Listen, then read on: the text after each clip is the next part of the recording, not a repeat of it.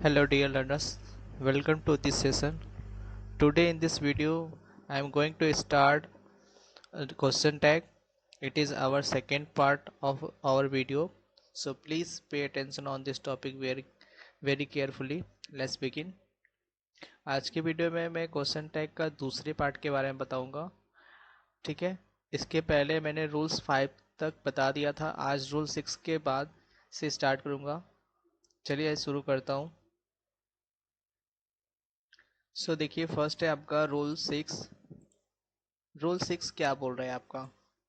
If the statement has an introductory subject. अगर कोई ऐसा स्टेटमेंट है जिसमें इंट्रोडक्टरी सब्जेक्ट है with it then subject of tag becomes as follow. तो उसका क्वेश्चन टैग कैसे बनेगा ये चीज़ यहाँ पे बोला है. तो इंट्रोडक्टरी सब्जेक्ट क्या होती है, जैसे this, that, these, those, one, there, it. इस तरह से अगर कोई इंट्रोडक्टरी सब्जेक्ट रहेगा किसी भी स्टेटमेंट में तो इनका क्वेश्चन टैग क्या बनेगा.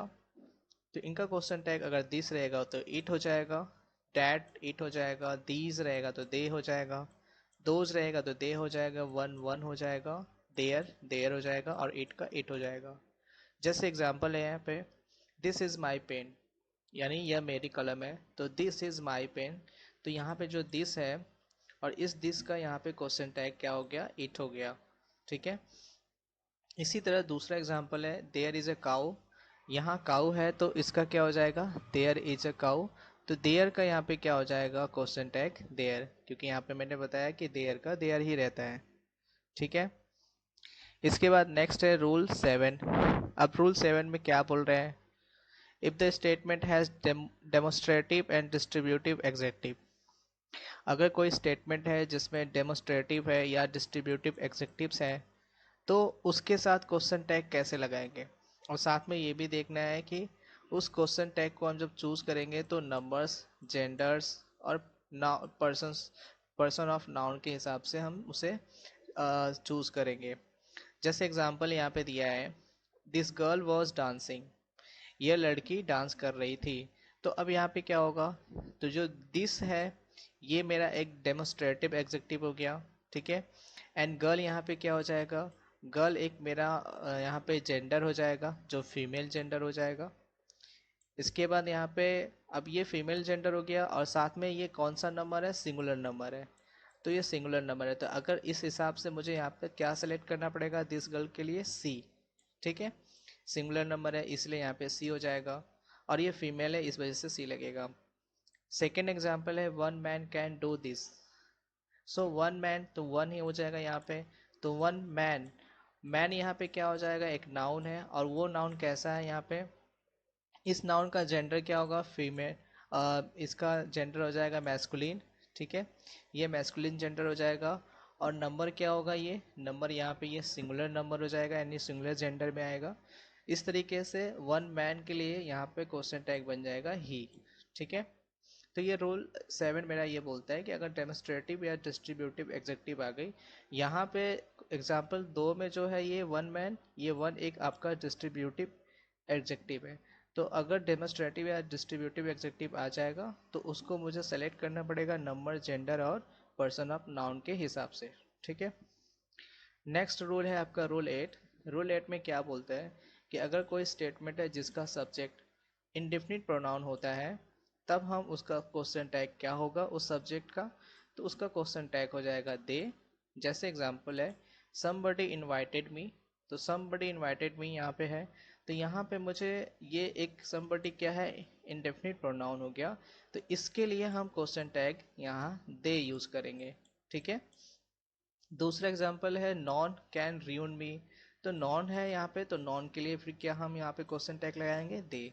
तो अगर मुझे कोई ऐसा स्टेटमेंट है जिसके सब्जेक्ट इंडेफिनिट प्रोनाउन होता है तो वहाँ पे सब्जेक्ट ऑफ टैग दे हो जाएगा. ठीक है. नेक्स्ट रूल है आपका रूल 9. रूल 9 क्या बोलता है, if the subject of the statement is nothing. अगर कोई स्टेटमेंट है उस स्टेटमेंट का जो सब्जेक्ट है वो नथिंग है या एवरीथिंग है या समथिंग है या एनीथिंग है, तब क्वेश्चन टैग में सब्जेक्ट क्या होगा, क्वेश्चन टैग में सब्जेक्ट इट हो जाएगा. फॉर एग्जाम्पल जैसे everything is fine. Everything is fine तो यहाँ पे एवरीथिंग हो गया ये सब्जेक्ट हो जाएगा। अब अगर मैं क्वेश्चन टैग यूज करूंगा तो everything is fine isn't it, तो यहाँ पे एवरीथिंग के जगह क्या हो जाएगा, इट हो जाएगा क्वेश्चन टैग में, ठीक है।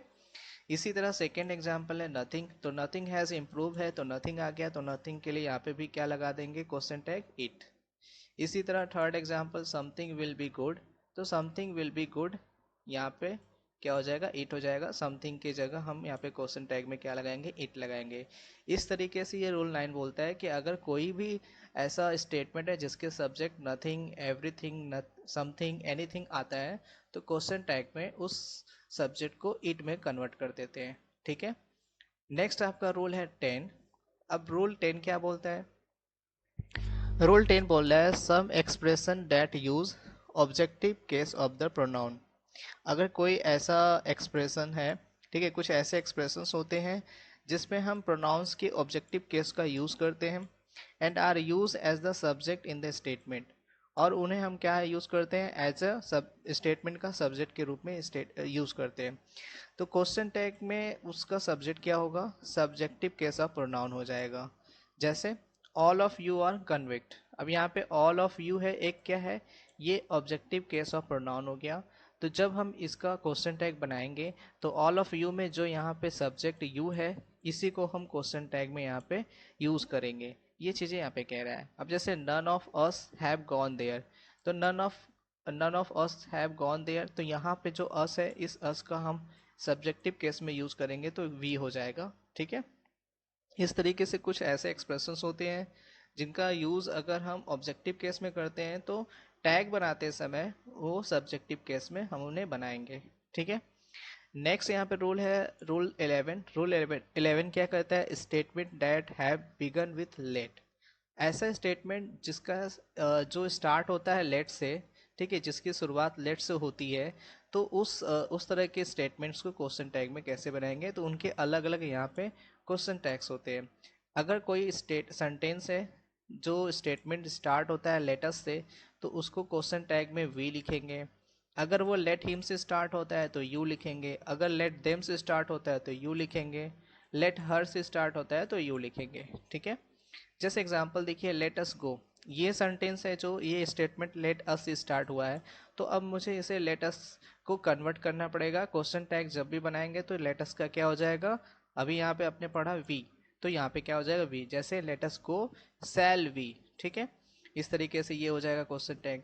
फिर यहाँ पे लेट हिम डांस, अब यहाँ पे भी लेट हिम से स्टार्ट हुआ है तो क्वेश्चन टैग में क्या हो जाएगा, यू हो जाएगा, तो let him dance will you हो जाएगा। इस तरीके से हम इन्हें क्वेश्चन टैग में कन्वर्ट करते हैं। नेक्स्ट रूल आता है आपका रूल 12। रूल 12 में क्या बोलता है, अगर कोई इम्परेटिव सेंटेंस है, उस इम्परेटिव सेंटेंस को अगर हम पॉजिटिव सेंस में लिखते हैं तब क्वेश्चन टैग क्या होगा, तो क्वेश्चन टैग विल यू हो सकता है या वॉन्ट यू हो सकता है, या तो आप विल यू लगा सकते हो या फिर वॉन्ट यू लगा सकते हो, ठीक है। जैसे एग्जांपल देखिए यहाँ पे, ओपन द गेट, ये एक इम्परेटिव सेंटेंस है, इसका क्वेश्चन टैग जब बनाएंगे तो open the gate will you हो जाएगा, ठीक है। हम विल यू की जगह वॉन्ट यू भी लगा सकते हैं, कोई दिक्कत वाली बात नहीं यहाँ पे।